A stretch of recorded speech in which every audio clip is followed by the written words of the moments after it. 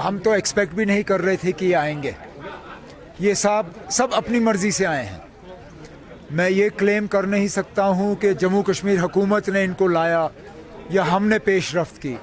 पेशरफ्त इन्होंने की और लगभग 60 के करीब बड़े बड़े टूर ऑपरेटर्स महाराष्ट्र से, गुजरात से ये आए हैं यहाँ पे कश्मीर के लोगों को हौसला देने के लिए और उनको कहने के लिए कि दोबारा यहाँ टूरिज़्म का रिवाइवल हो, इसमें ये हमारा हाथ बटाएंगे। इस तरह की मैसेज है ये उन लोगों के लिए इतना बड़ा ट्रैवल ग्रुप्स आए हैं जो यहाँ नहीं चाहते हैं कि जो टूरिज्म में फले फूले और हमेशा टूरिज्म को इकट्ठा चलाने की कोशिश करते हैं।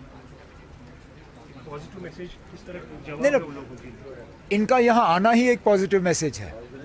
मैं इस बात में जाऊँगा ही नहीं कि किसने क्या कहा क्या नहीं कहा। इनका यहाँ पहलगाम आके यहाँ रात को रुकना, यहाँ पे लोगों से मिलना और यहाँ से फिर गुलमर्ग जाना, ये अपने आप में एक पॉजिटिव मैसेज है जिसकी हम सराहना करते हैं और जिसके लिए हम इनका शुक्रिया करते हैं। किस तरह का रोल प्ले करेंगे बाहर जाकर? ये सब अपने आप में एक एक हमारे एम्बेसडर बन के यहाँ से जाएं तो यही सबसे बड़ी बात होगी।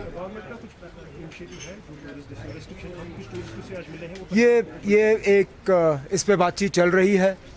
जाहिर सी बात है कि अगर हम टूरिज़्म को दोबारा रिवाइव करना चाहते हैं तो कुछ डेस्टिनेशंस जो बंद हुए थे 22 अप्रैल के बाद उनको दोबारा चालू किया जाना चाहिए।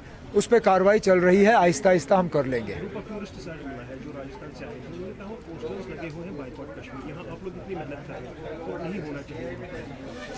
अगर ऐसी बात है तो फिर हम उन रियासतों की हुकूमतों से बात करके इसमें कुछ तहकीकात जो है वो करवा लेंगे।